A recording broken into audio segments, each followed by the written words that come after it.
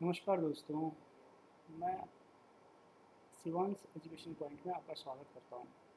आज हम एक नई वीडियो के साथ आपके सामने आए हैं उत्तराखंड का इतिहास, हिस्ट्री ऑफ उत्तराखंड लेके।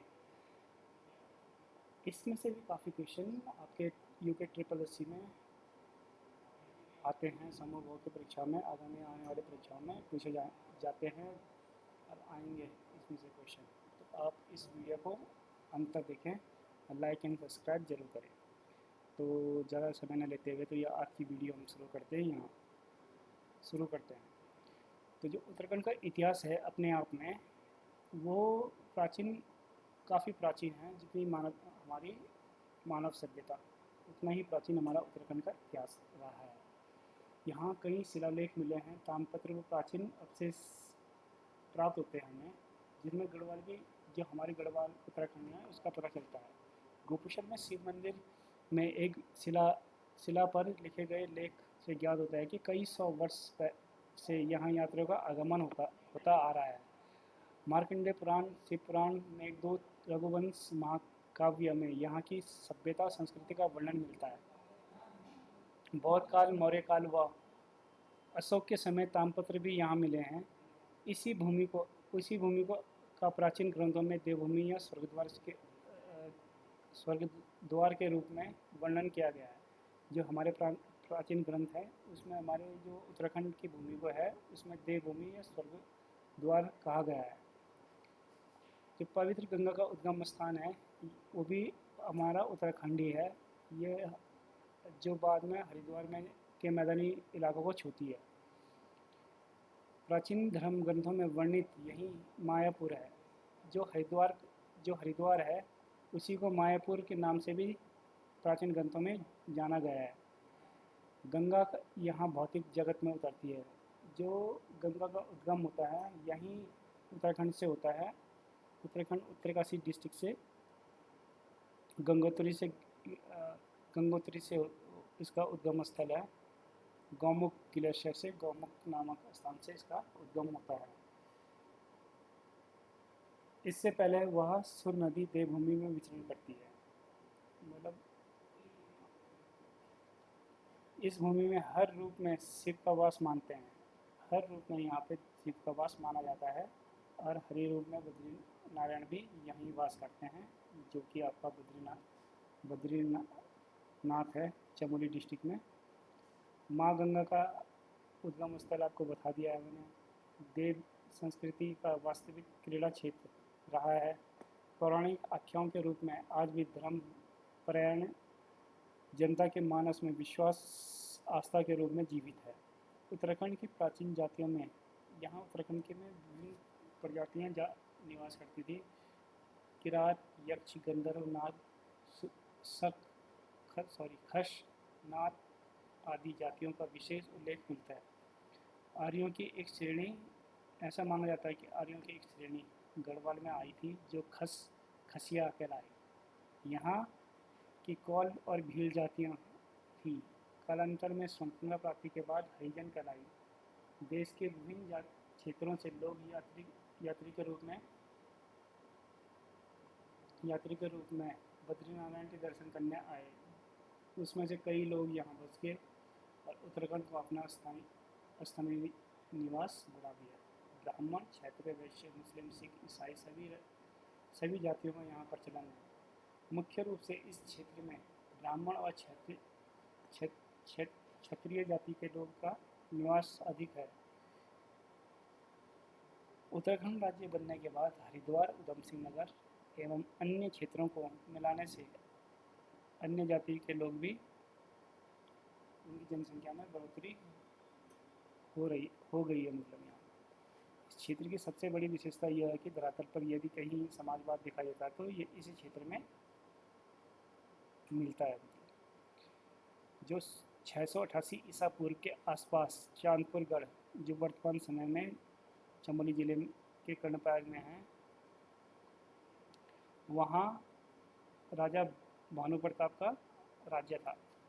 उसकी दो कन्याएं थीं। प्रथम कन्या का विवाह कुमाऊं के राजकुमार राजपाल से हुआ तथा छोटी बहन का विवाह धारा नगरी के राजकुमार कनकपाल से हुआ।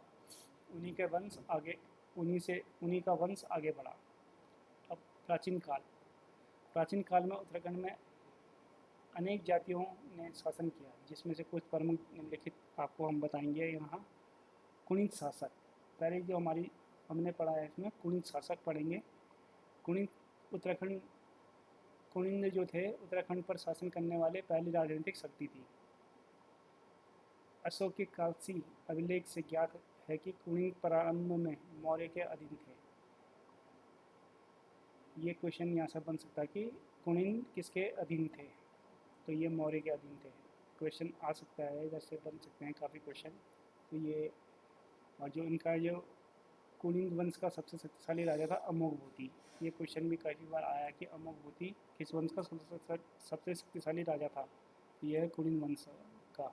ये अलग अलग क्वेश्चन, एक ही क्वेश्चन को दो अलग अलग तरह से पूछ सकते हैं कि कुणिंद वंश का सबसे शक्तिशाली राजा कौन था। अमोघवर्ती। ये अमोघवर्ती किस वंश का सबसे शक्तिशाली राजा था, कुणिंद वंश का। ठीक है। तो अमोघवर्ती की मृत्यु के बाद उत्तराखंड के मैदानी भागों पर शकों ने अधिकार कर लिया। जब अमोघवर्ती की मृत्यु हुई उसके बाद शकों ने यहाँ पे अधिकार कर लिया मैदानी भागों में। शकों के बाद तराई क्षेत्र वाले भागों में कुषाणों ने अधिकार कर लिया। उत्तराखंड के योधियों के शासन के भी प्रमाण मिलते हैं। इनकी मुद्राएं जोनसार बाबा तथा लैंसडाउन से मिली हैं, जो कि पौड़ी में है। बाड़वाला यज वेदिका का निर्माण सिलवर्मन नामक राजा ने किया था।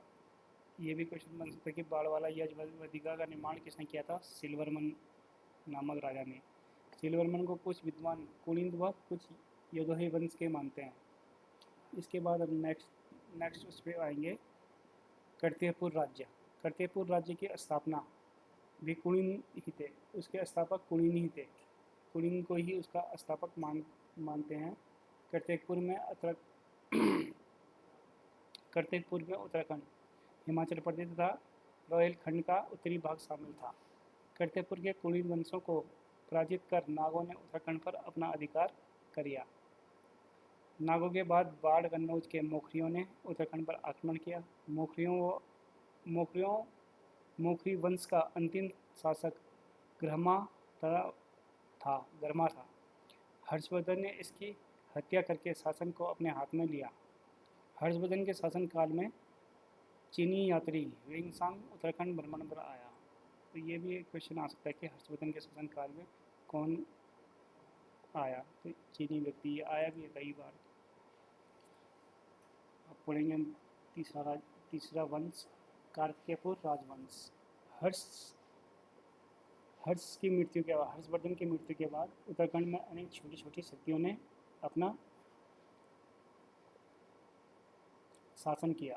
इसके पश्चात 1700 ईस्वी में कार्तिकेयपुर राजवंश की स्थापना हुई। इस वंश के 3 से अधिक परिवारों ने उत्तराखंड पर 1700 ईस्वी से 1030 ईस्वी तक लगभग 300 साल तक शासन किया।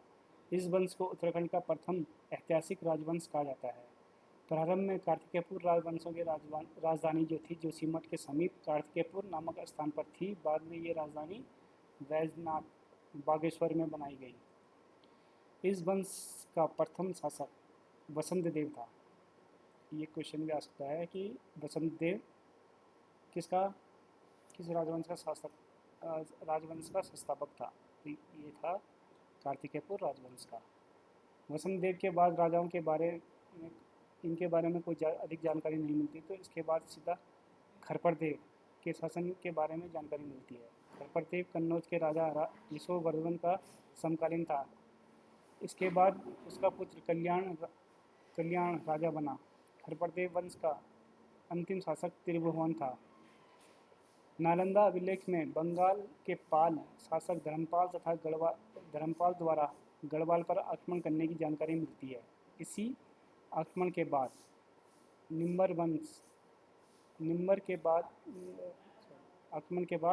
कार्तिकेय राजवंश में खरपर देव वंश के स्थान पर निम्बर वंश की स्थापना हुई। तो जब ये धर्मपाल द्वारा आक्रमण किया गया गढ़वाल पर, तो कार्तिकेयपुर राजवंश ने खरपरदेव वंश के स्थान पर निम्र वंश की स्थापना की। निम्र वंश ने जागेश्वर में विमानों का निर्माण कराया।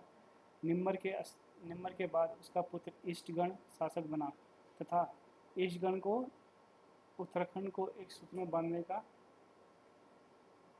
उसने प्रयास किया। निम्न इष्टगण ने उत्तराखंड को एक सूत्र में बांधने का प्रयास तथा जागेश्वर में नवदुर्गा, महर्षि मर्दिनी,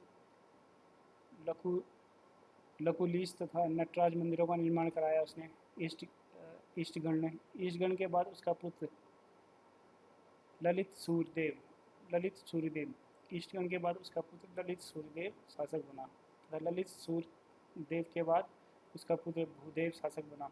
इसको बौद्ध धर्म का विरोध किया। जो भूदेव था इसने बौद्ध धर्म का विरोध किया तथा वैजनाथ मंदिर का निर्माण में सहयोग दिया। ये क्वेश्चन भी आ सकता है कि वैजनाथ मंदिर निर्माण किसने कराया, तो ये कराया भूदेव ने। आगे बढ़ेंगे हम। आज हम यहीं तक पढ़ रहे हैं कार्तिकेयपुर राजवंश के। कल हम इससे आगे मध्यकाल पढ़ेंगे। कार्तिकेयपुर राजवंश में सलोडादित्य के प्रथम इच्छ्वरदेव ने सलोडादित्य वंश की स्थापना की। कार्तिकेयपुर शासनकाल में आदिगुरु शंकराचार्य उत्तराखंड आए। कार्तिकेयपुर जो राजवंश था इसमें आदिगुरु शंकराचार्य उत्तराखंड आए। उन्होंने बद्रीनाथ व केदारनाथ मंदिर का पुनर्द्वार कराया। सन 1820 ईस्वी में केदारनाथ में उन्होंने अपने प्राणों का त्याग किया। कार्तिकेयपुर शासकों की राजभाषा संस्कृत थी, लोक भाषा पाली थी।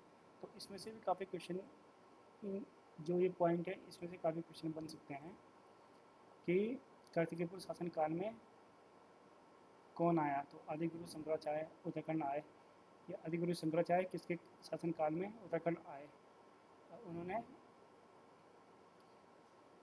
किस किस मंदिर का उद्घाटन किया, जिन्होंने पुनर्द्वार कराया, कौन से सन में आए, 1820 ईस्वी में। कार्तिकेयपुर शासकों की राजभाषा क्या थी, संस्कृत, और लोक भाषा थी पाली। तो आज का चैप्टर हम यहीं तक समाप्त करते हैं।